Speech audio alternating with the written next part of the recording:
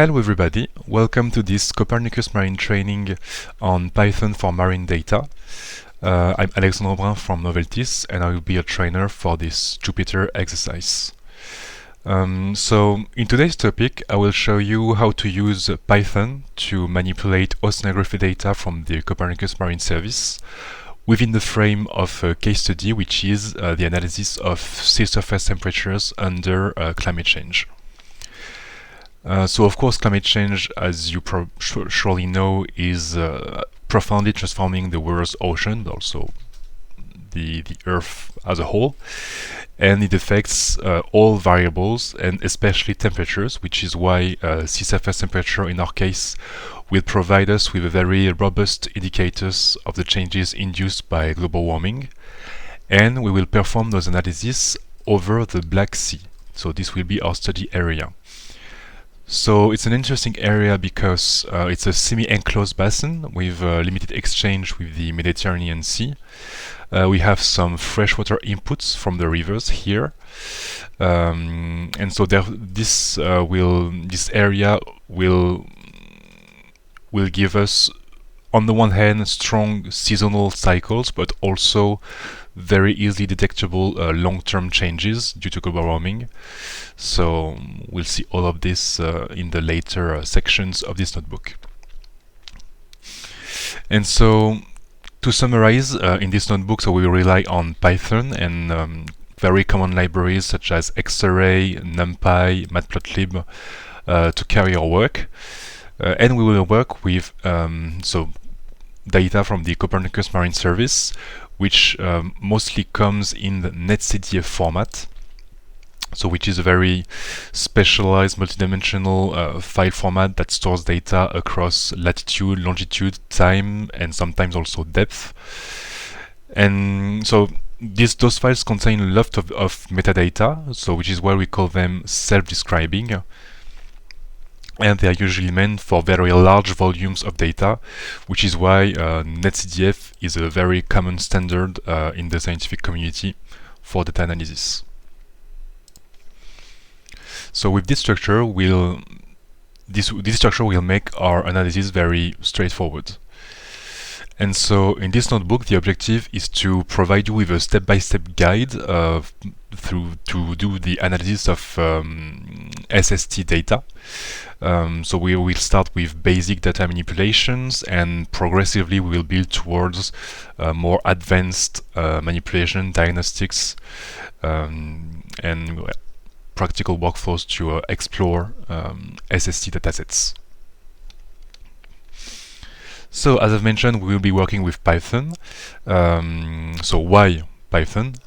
Well, it's a very standard programming language among the scientific community and in scientific research. So it has a very strong success within the climate and oceanographic community because of several points. So it's very readable and beginner friendly. So the syntax is quite self-explanatory, contrary to other languages such as C, for instance. So it has a very powerful scientific ecosystem with many ready-to-use libraries that are easily accessible and usable. So it has a strong community support, and it is easy to reproduce across scripts and notebooks, and those can be easily shared. So this is why Python is a very good option when it comes to climate data analysis. And then, so I've mentioned that this is a Jupyter Notebook exercise. So if you're not familiar with what is a Jupyter Notebook, so it's actually the file that you are seeing here. So I'm working here on the Jupyter Notebook. So basically it's a file that combines text and code. So you will see that in this file, so I can of course here show you text for the explanations, references, etc. But also I can run code, which will allow me within the same file to do tests and to do all the demonstrations related to this training. And first, to make sure that this Jupyter Notebook will be working, if you working with the Binder Hub of the Copernicus Marine Service, make sure that the Python environment is activated. So go to the top right corner here and make sure that the Python 3 kernel is activated. So we are almost ready to start the training. So here is a brief list of the main libraries that we're going to use in this training. So we're going to use the NumPy library, which is a fundamental in Python. You almost use it all the time. So it's used for scientific computing and the management of arrays in Python. Xarray is the most used Python module to deal with netctf data, which I've presented to you before.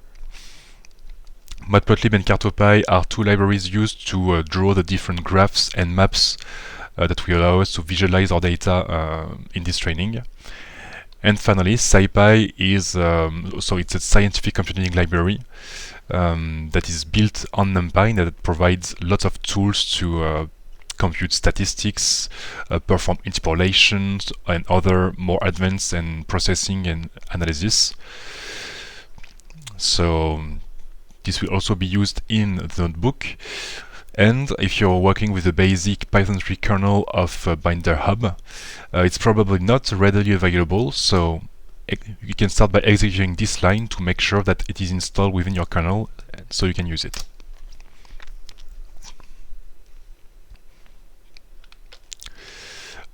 Okay, so now we are ready to start the demonstrations.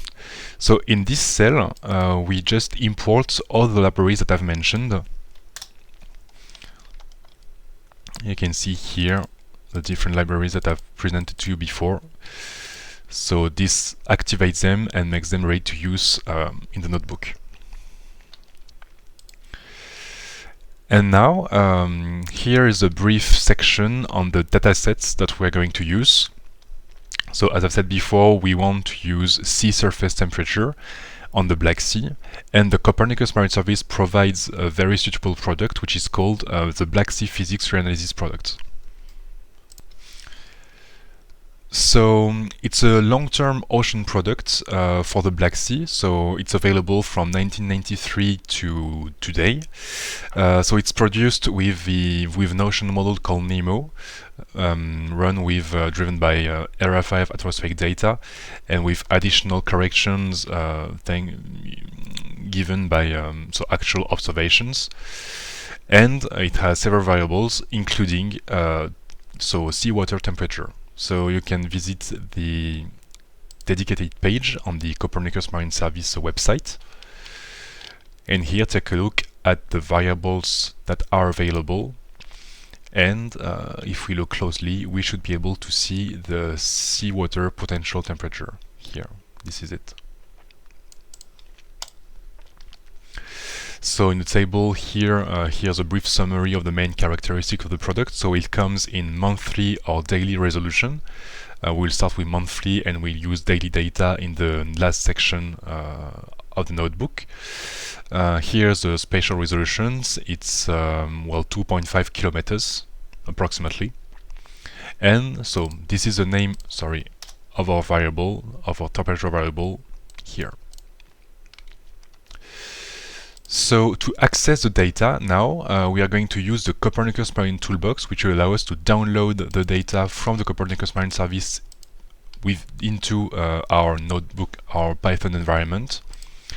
So to do this, we must import the Copernicus Marine Toolbox, which we do that here. And now the next thing we have to do is to log in using the login function of the Copernicus Marine Toolbox. So when you execute this, the notebook will ask for your credentials, your Copernicus Marine Service credentials, and once you enter them, so the function will create credential files locally, which will allow you then to download as much data as you want. So you only have to do this step once.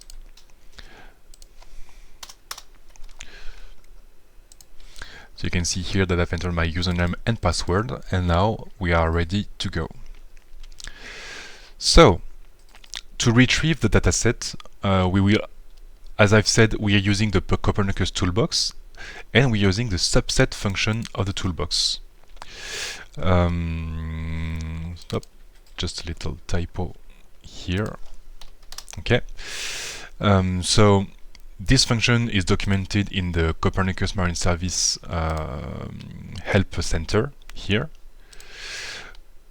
But here, well, we just show you the parameters that we need to enter in the subset function to retrieve our sea surface temperature. So we have to define our data request, and here are the main parameters that we want. So we want temperature at surface level. So as you can see here on our product, we have 121 depth levels, so we only want the surface level, so we have to select for that. We want data from 1993 to 2023, because when you're studying climate change, you usually want to have several decades of data, so here 30 years is a good standard. And we want monthly values, as I've mentioned before. So to retrieve the different ID that you need, first you need the ID of the dataset. So when we go back to the dedicated page, you go to data access, you find here the monthly temperature here, and this is the ID of the dataset. So you can just copy it and paste it here. So I've already done it, but you understand. You can have access to more detailed options when you click on the form item.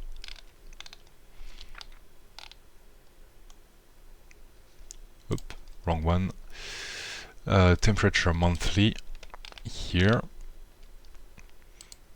And here you have the different depth levels that you have access to. So on the website it's only 0.5, but the actual depth level, the exact depth level that is available is this one. So if you don't have the exact value, this will yield an error, so make sure that you write this one. Here's the variable name, so we have seen that before. Start date and end date have been defined here, so we want from the beginning of 1993 to the end of 2022. This is 30 years. And we want the output to be stored in the data directory, so it will be here.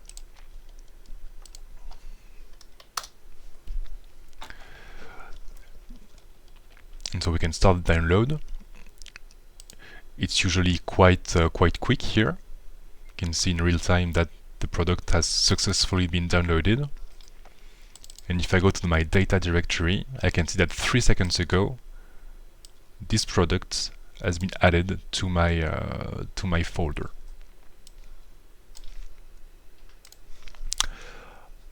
Okay, so now we have our temperature data that is available. So now we can use Python to open it and explore it a little bit. So here we are using the open dataset function of Xarray to open the product. Usually when you open Xarray datasets, one of the standard naming conventions of the variables is usually to start the variable name with ds for dataset and T for temperature. Quite straightforward. And so our dataset here has been opened with Python, and we have several pieces of information here that I will try to explain to you very clearly. So we can see that we have a dataset with one variable here, which is the temperature. If you want to know more about a variable, you can click on this little icon here, which will display the metadata. So this is what we had targeted, seawater potential temperature. So far so good. We have some more metadata here related to the product, giving us the references on the conventions followed by the file. So contact information and several other links. And here we have several dimension and coordinates variables. So we can see here, if we start with time, that we have 360 time coordinates. which is consistent with the fact that we have 30 years of monthly data. So if you multiply 30 by 12, you indeed have 360. And we can have a sample here of the dates that are in the dataset. So we can see that we start with January 1993, February, March, and if we go by the end of the dataset, we can see that we end with December 2022, November 2022. So this is perfectly consistent with our requests. We can see that we have one depth level, which is about 0.5 meters below surface. So this is also what we had targeted. You can see here that the unit is meters. And we have latitude and longitudes. So same thing here, you can display additional metadata in degrees north, degrees X. And here we can check that our temperature is in degrees Celsius. So now I will show you some pre-processing that can be performed here on this dataset to make the further manipulations more easier. So first we have this depth dimension that has only one surface level. Well, that is not very useful because only one having a dimension of one level isn't useful at all and might even generate errors in later manipulations. So we want to erase that. There is a very simple function with Xarray that can perform this operation, which is squeeze. It basically removes all dimensions that have only one level. So here, if I perform squeeze, you can see that in the dimensions, depth doesn't appear anymore. We have some relicate here that still is still present. But now officially our dataset has only three dimensions.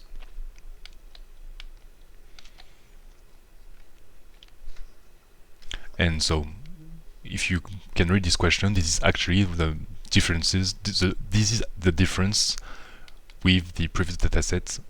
The depth dimension has been removed. So now we have our monthly SST data over the 30 years. A new manipulation that I can show you is to calculate the average sea surface temperature over the entire period. So to do this, we use merely the mean function of the Xarray library. And if you want to calculate the average over the time period, we have to specify that we calculate this. We have to specify that we calculate this across the time dimension. And performing such an average over a 30-year dataset is called computing climatology,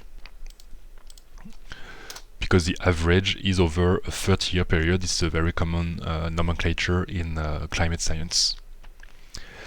And if I do here, though, the average over the mean or the time dimension, I can see that in my result here, the time dimension has disappeared because it has been compressed in the process, and we only have the latitude and longitude left.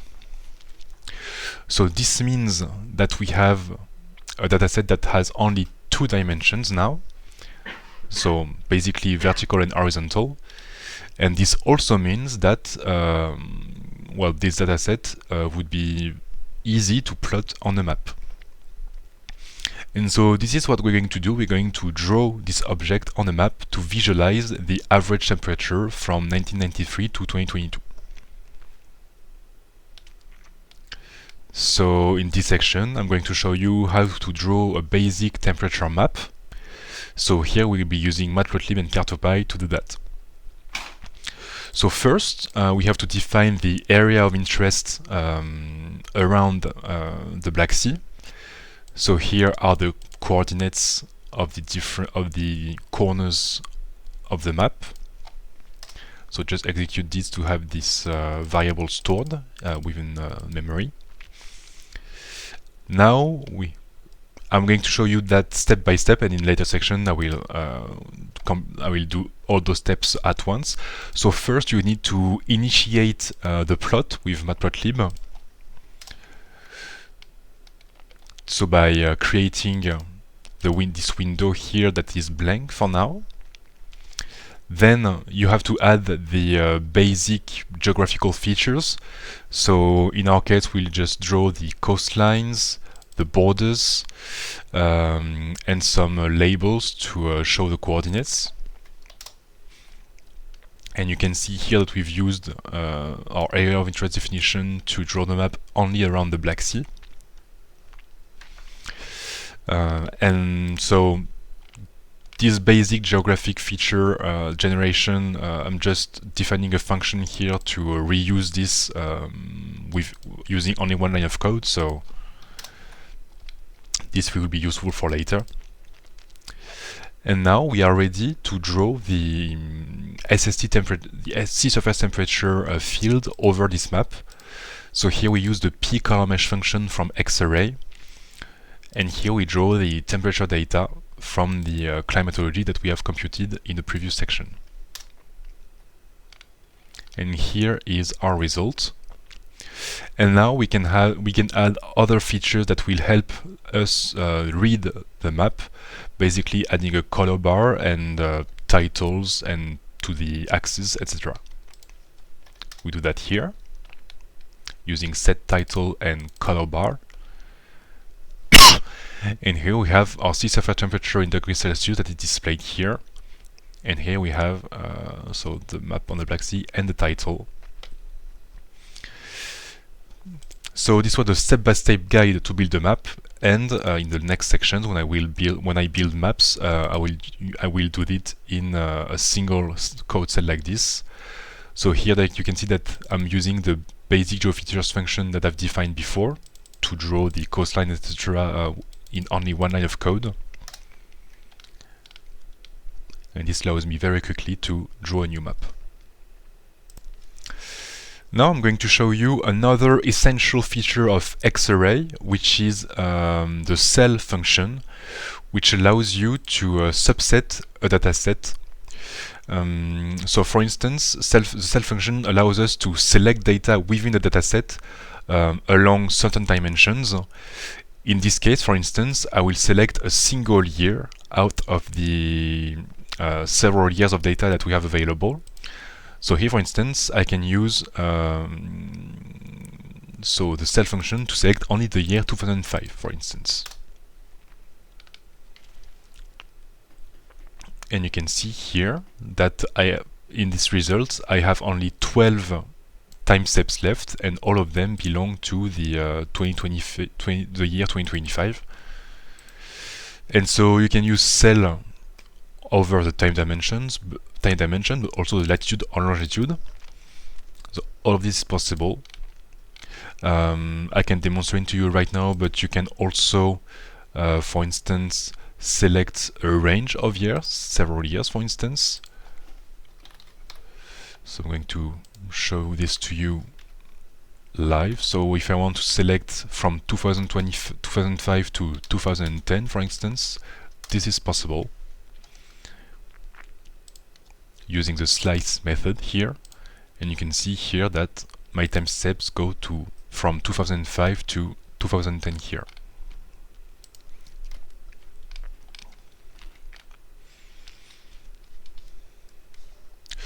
So what is that for? So in this last subsection of the basic manipulations, I will show you how to compute a sea surface temperature anomaly.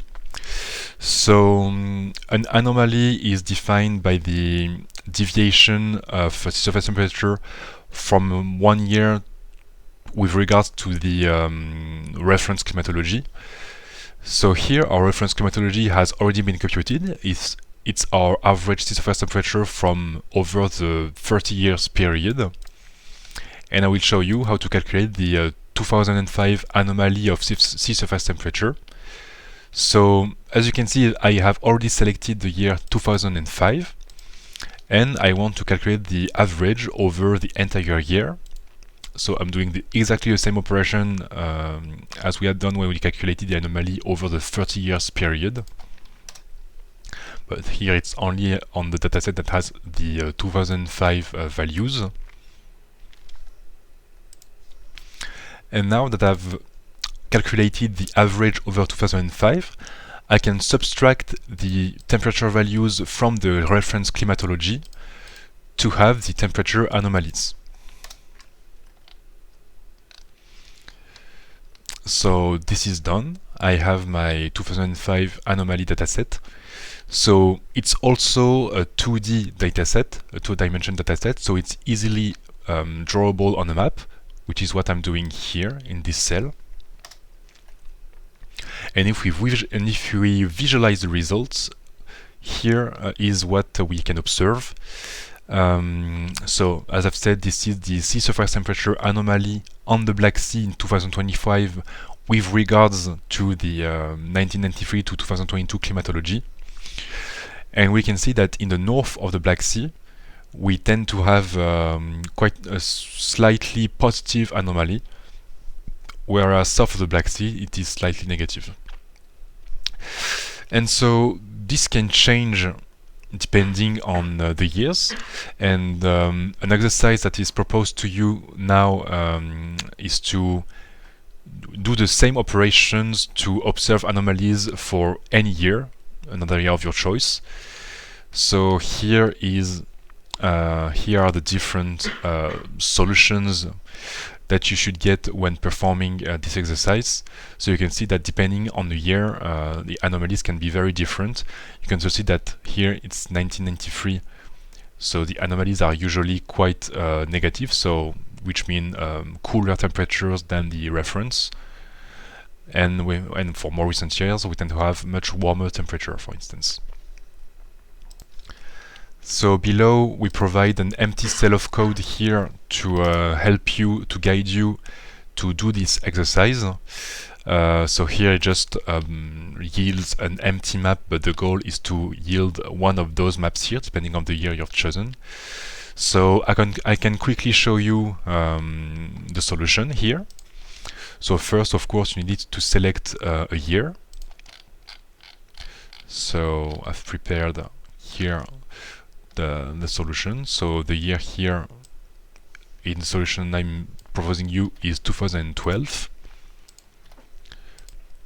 So to explain to you what I do here, so I use cell to select the year 2012, and then I compute the average over this year using the min function.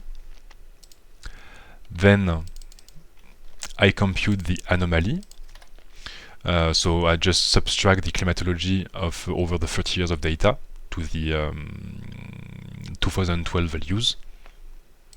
And then finally, all that is left to do is to draw the map. So I can just quickly replace that. And I have my 2012 anomalies, which were a lot warmer with regards to the reference period that we have computed. And you can see here that it is consistent with the expected result.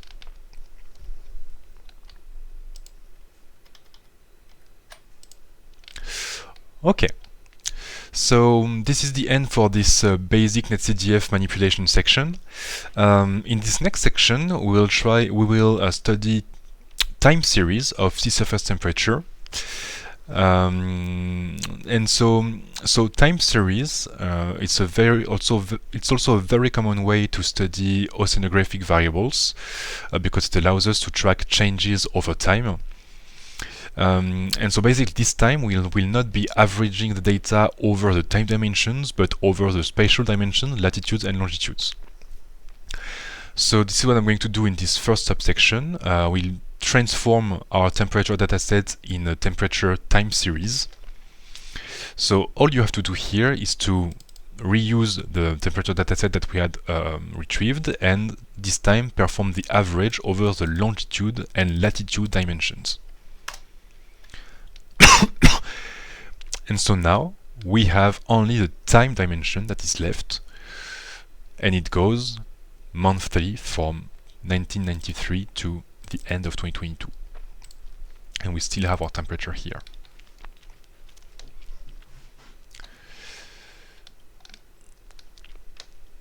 So now I'm going to show you how to plot this time series, to visualize it.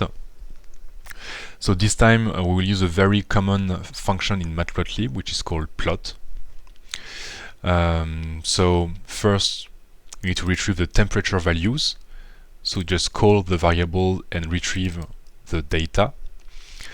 Then retrieve the time coordinates. So here retrieve the time and make sure to convert them to the datetime 64 format. So it's a data type in Python. And now you are ready to draw the plot of the time series. So here, just use the plot function with the dates and the values. I have chosen to draw the time series in orange. And here are some additional features, so titles to the graph, to the axis. And here is the time series of sea surface temperature over the entire Black Sea from 1993 to 2023. And we can see that we have this strong seasonal signal, of course, because we have monthly values, so they are warmer in summer and colder in winter. This is perfectly consistent. And so we can see this strong seasonal variability, but this isn't very, we can't really see a very obvious long-term trend with this form of dataset, because the seasonal signal masks the potential long-term changes. So to erase this seasonal signal, what we can do is to work with yearly average values. So in the next step, I will show you how to resample the dataset using Xarray, because if we have annual means, we will not have this oscillation here, and we will see if there are indeed or not long-term changes in sea surface temperature. So one method to do that is to use the resample method along the time dimension, of course. So this is done here.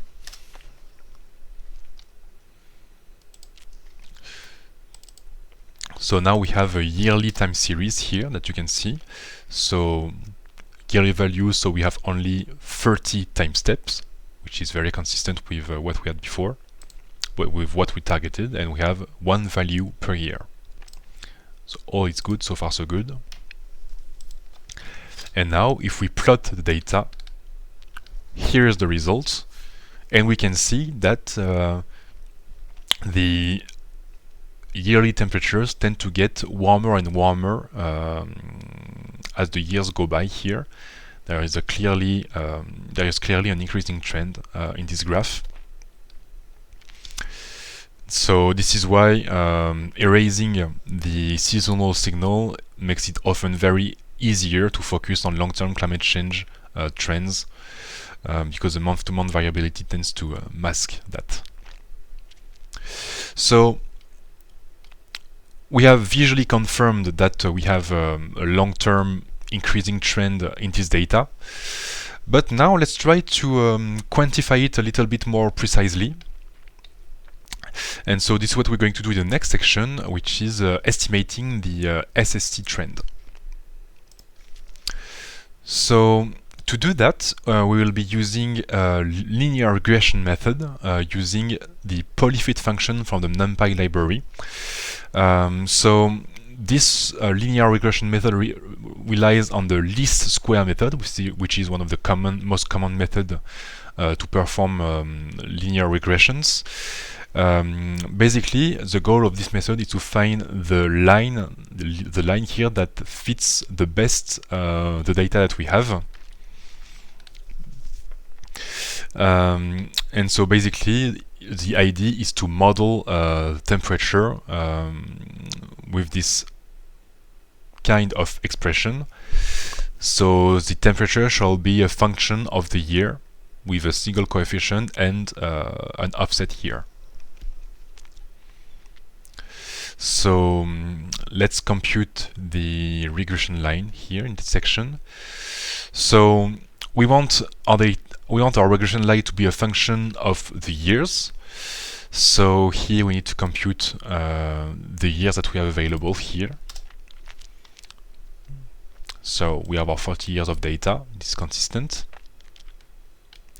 Then we want to retrieve the average temperature values, so we have 30 of them here.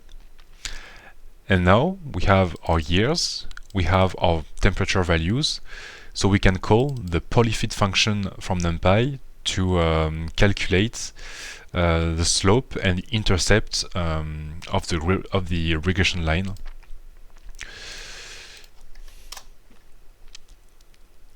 And so the slope here is this A coefficient, and if we have, so our slope gives us the evolution of the temperature by year, and if we multiply it by 10, we can get the evolution of the temperature by decade.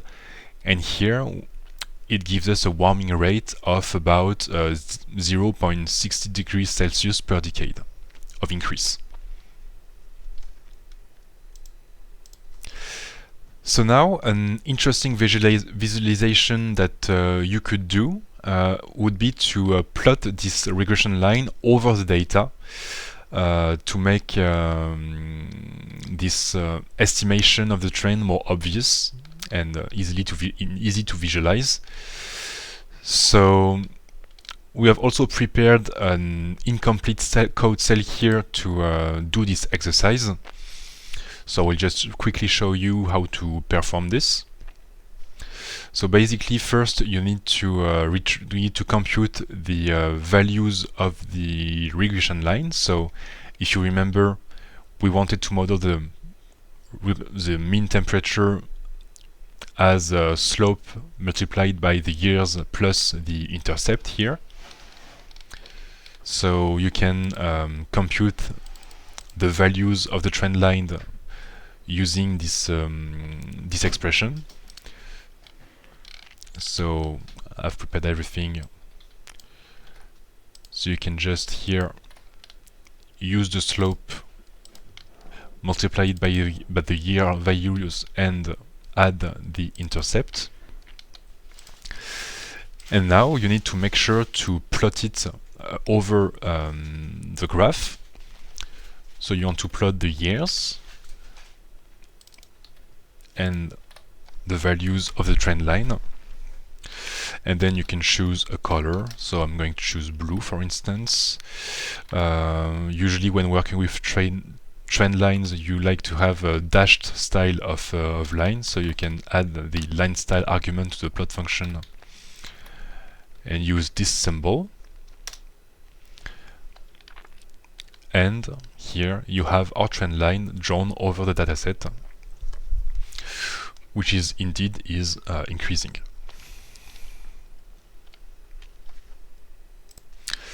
Now we can do something a little bit more complex, which is to do the same operation but over every pixel of the dataset over the Black Sea. Because here this has been computed over the average over the entire area. But what if we do the same thing for each pixel to see if these trends are homogeneously distributed across the area? So to do this, we are going to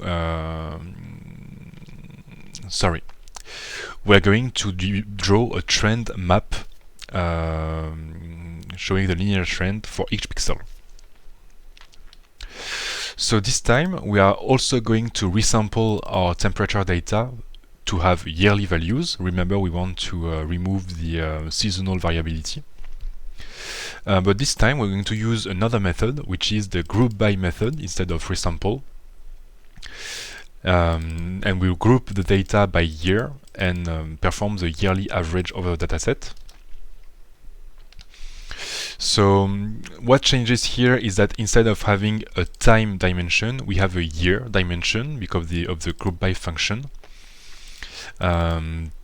This will make the further computations easier. So now I can compute the trend coefficients here using the polyfit function over the year dimension. And same thing, degree equal to 1 because we want a linear regression, so polynomial of degree 1. And now here, you can see that in our result we have our coefficient results of the polyfit function. So basically this contains the slopes and intercepts for each pixels, because we have 2 degrees here.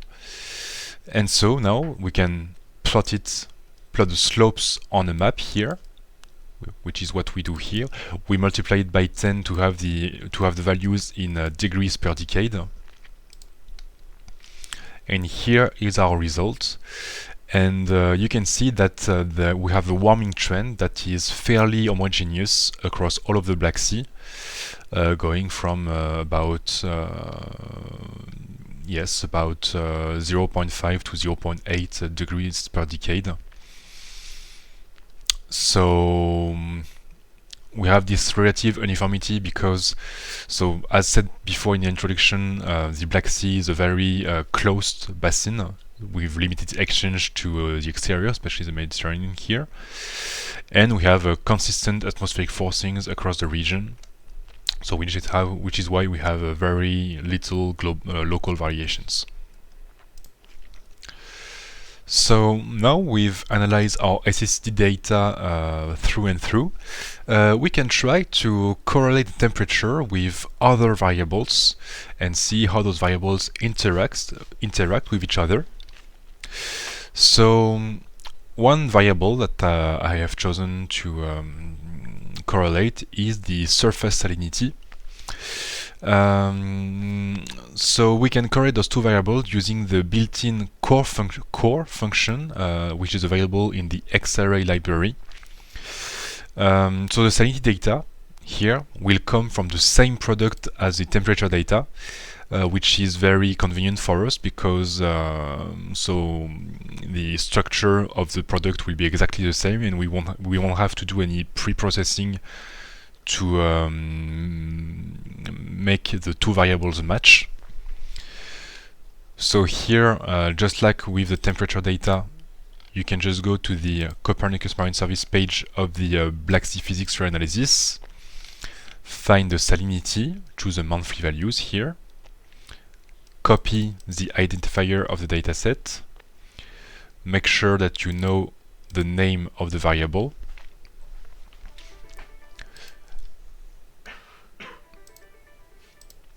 so now that you found all the adequate parameters, you can use the Copernicus Marine Toolbox subset function once again to retrieve the data. So once again, it's very quick, a few seconds here, and you can open the dataset. So if you want to take a look at it, you can see that I've already used the squeeze function to remove the empty depth dimension. So we have only 3 dimensions in the dataset. And here we have our seawater salinity variable in grams per kilogram. And so, as said before, the temperature and salinity datasets all have the same structure, resolution, so we don't have to do any interpolation work because they both come from the same product.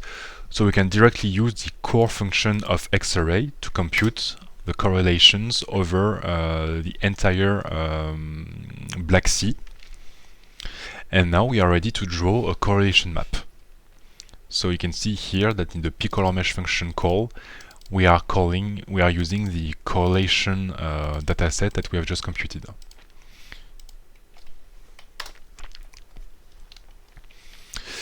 And so this is our results. You can see here that we have set up our map to have values from -1 to 1, which is the range of correlation. And we mostly have here negative correlation in the Black Sea. So this result invites us to investigate a little bit further this relationship between sea surface temperature and salinity, and see if this is consistent over time. So to do this, we are going to plot the time series of salinity and temperature side by side. So here I compute the time series of salinity, so calculating the average over the longitude and latitude dimensions, and plotting them side by side as I've shown you before. So, and you can see here that the seasonal cycles are quite delayed when you compare the two. You can observe sort of an inversion between the seasonal cycle of the salinity and the seasonal cycle of the sea surface temperature here in orange. In the salinity in green, you can see that when it increases here, on the contrary, the temperature decreases. So this inverted seasonal cycle would explain why we have mostly negative correlation values over the monthly datasets correlated. And now we'll try to do the same operation with yearly values to see if we have different results, especially because we can see that starting from the the early 2000s, we have a clear increasing trend in the salinity. So let's compute correlations over the yearly average datasets. So you can see here that I'm reusing the resample function of X-array, and I'm using again the core function of X-array, this time on the yearly datasets.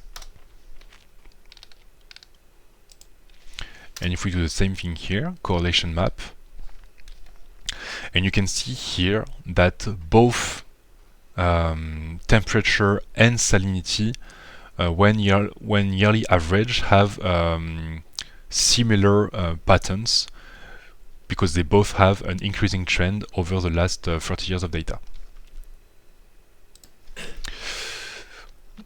Okay, so now we can perform this once more on another variable, for instance. So here we'll do correlation between sea surface temperature and the primary production. So primary production usually refers to the rate at which the phytoplankton converts inorganic carbon into organic matter using sunlight. So it's a very key indicator of the biological activity in the ocean. And of course, correlating those two variables can help us understand how warming affects the marine ecosystems in the Black Sea. So this time, the variable doesn't exactly come from the same product, it comes from the Black Sea biogeochemistry reanalysis. So you can also visit the page here, which is a different product, but it has a very similar structure. So the variables are much different. It focuses on biogeochemical variables. So we have primary production. We also have nutrients, pH. So several variables in this field. And here we will retrieve the net primary production. So same thing as before, go to the data access page here, find the primary production, and retrieve the product, which is also very quick. You can see that when I'm opening the net primary production product, I'm using the squeeze function right away, so still our depth dimension isn't used. And luckily for us, the product here for the biogeochemistry analysis has also the same structure as the physics analysis, so we still don't have any interpolation work to do, and we can correlate the temperature and the primary production variables right away. So here we resample the primary production to have yearly values, and we'll compute the monthly data and the yearly data to have the two maps all at once.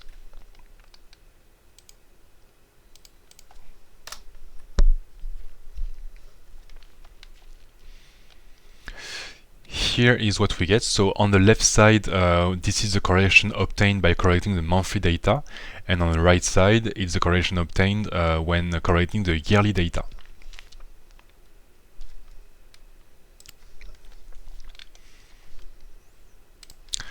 So we can see that in the monthly results, correlation results, we have quite a contrasted map. We have some highly positive correlations, especially in the north close to the coasts. This is probably due to the consistency between the warmer temperature and the influx of nutrients from the river inputs here. We can see from the map on the introduction that we have a lot of river inputs in this area here.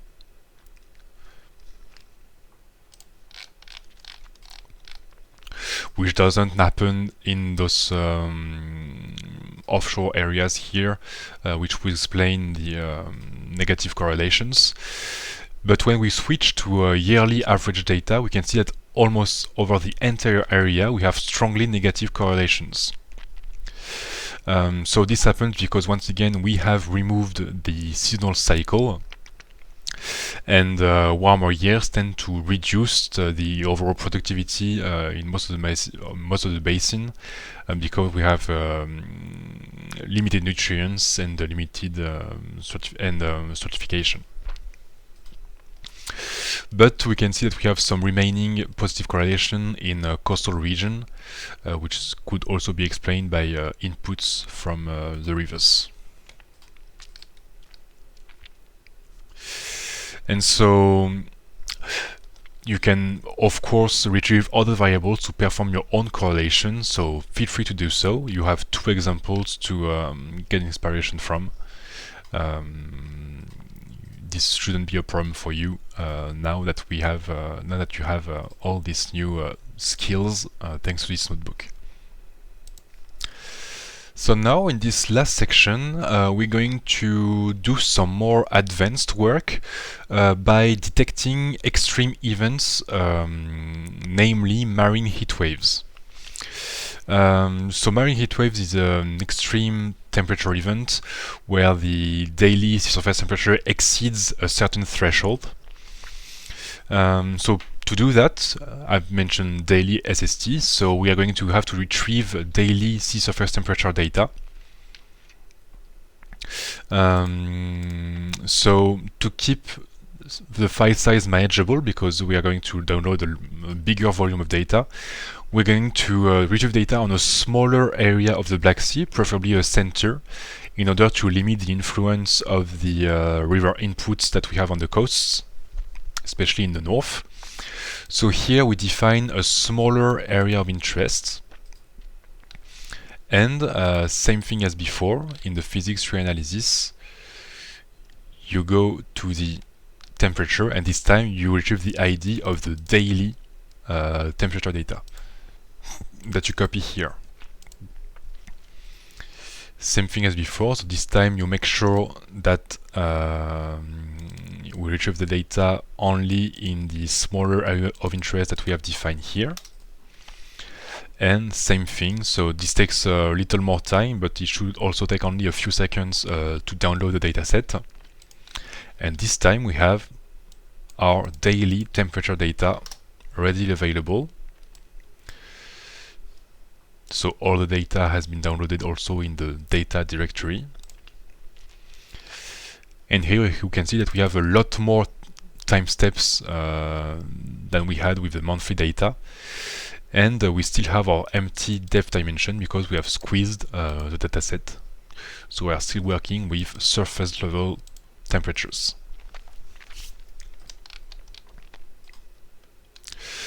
So I've mentioned that we are working here on a smaller area of interest. So here's just an empty cell to let you do a quick visual check on the area we are working with. So I'm going just to show you how to draw the map of the study area, which is quite easy actually. This should be enough. Oh, no. Just computing the average temperatures, and we should be good to go.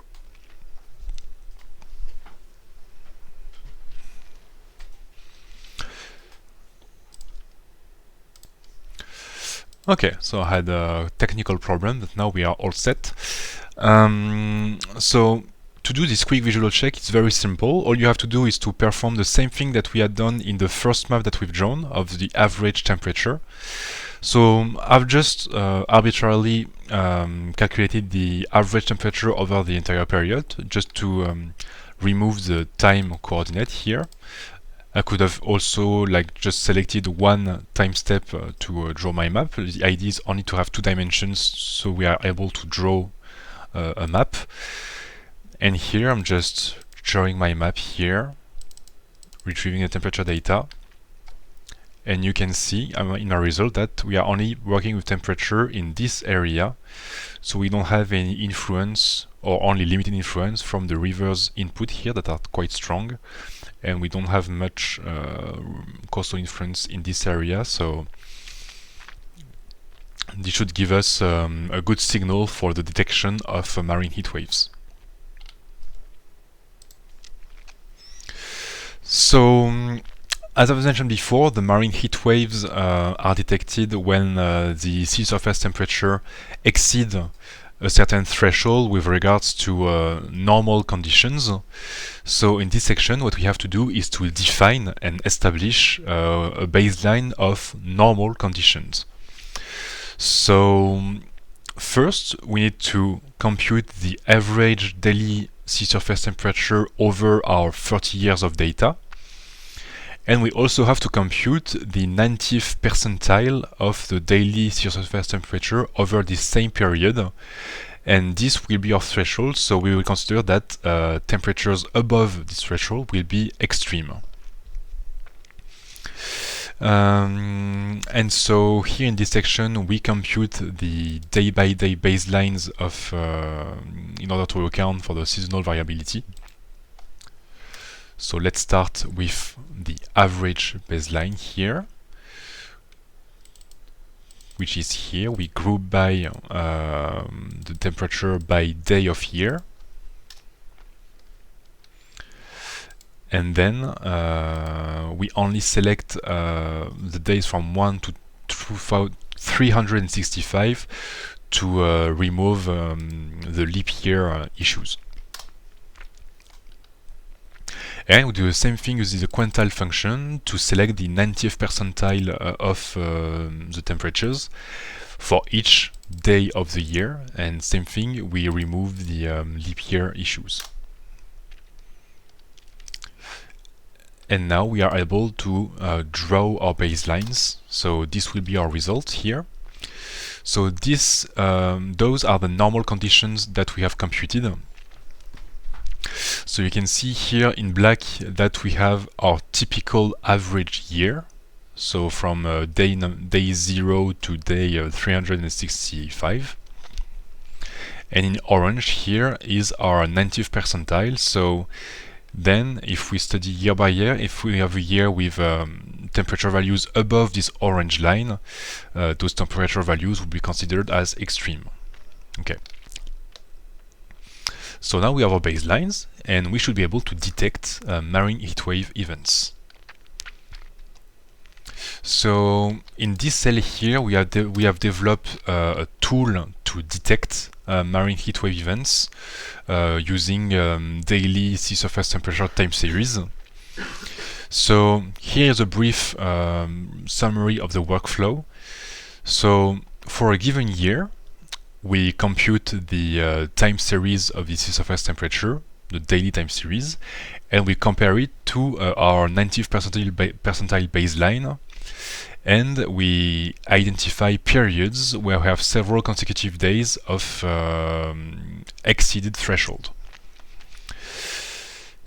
And then we are able to count within this year the number of marine heatwave events and how long they are. And so we can compute the longest duration of each event. So this is what is done within this function. and we can test it. So for instance, let's test the year 2019, and we can see here that in the year 2019 we have detected 4 marine heatwave events, and the longest lasted 30 days. Sorry. So this is quite an interesting result, but it is also hard to clearly picture what it represents.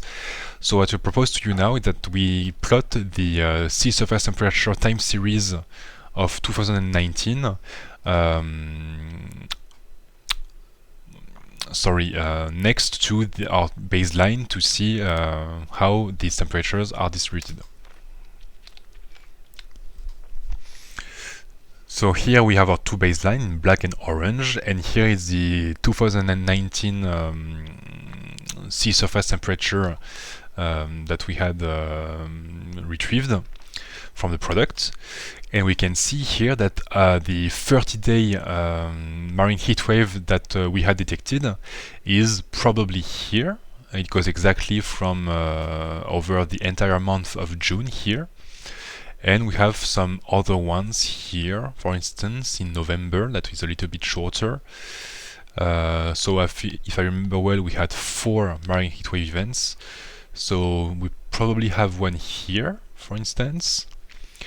And we should surely have one somewhere around here where we could go above the line. So we had here. Yes, I think we have 4 of them, yeah. And so in the next exercise, I've shown you how to detect marine heat waves and to count and to find the longest and to find which marine heat wave events was the longest within a year.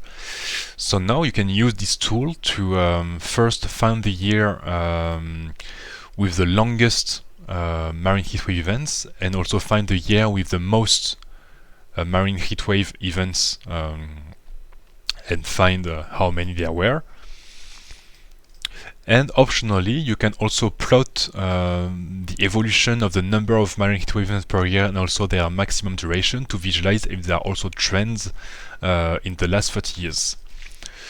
So I can show you a quick solution for that. So of course you can use this tool and for instance write other years and do it all for all the years and note on the paper how many marine heat waves you had and how long they lasted. For instance, here 2016 we had 5 and lasted up to 35 days, which was more than 2019.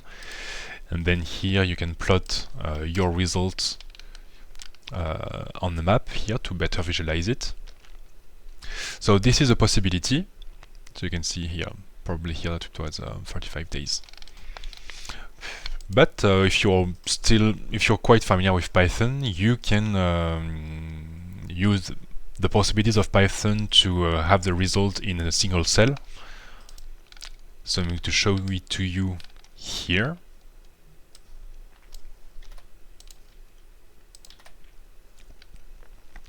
So here basically I'm using my tool over all the years from 1993 to 2022 using a for loop, and I'm storing all the number of marine heat waves and their max duration in 2 tables here, or in NumPy arrays. I'm convert them from lists to NumPy arrays. And then I find for which year we have the maximums in duration and for which year we have the maximum in the number of events. So if I execute this, it will review all the years of data that we had computed. And I can see that my result is that in 2018 I had the most this 2018 is the year with the most numerous marine heatwave events, and that 2020 is the year with the longest marine heatwave event, which lasted 97 days. So if we are curious, we can well, plot them on a map to see where it lasted, and we can see here indeed that in 2020 we had a very long marine heat wave here from the end of summer to the beginning of winter. And in 2018, let's see what we have. So we can see in 2018 that we have lots of episodes where the SST exceed the typical threshold baseline that we had computed.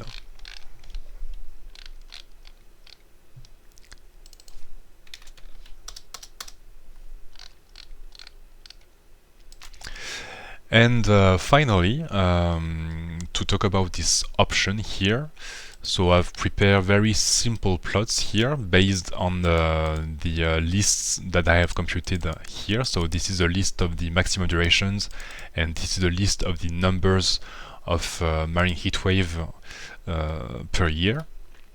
So I can just plot here the number of marine heat waves and here the maximum durations and see if we had trends. And we can see that, well, across the years we tend to have more and more marine heatwave events, and they seem to last longer and longer, especially in the most recent years. So we are likely to see even more and more marine heatwave and more intense marine heatwave events in the coming years, which is well, a consequence of climate change.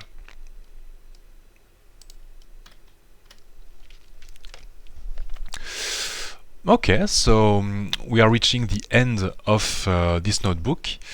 So I've mentioned, as you've seen, you have plenty of tools now. First, to retrieve data using the Copernicus Marine Toolbox, and you have plenty of tools to analyze sea surface temperature data, compute anomalies, compute long-term trends, perform correlations, and even detect extreme events such as marine heat wave.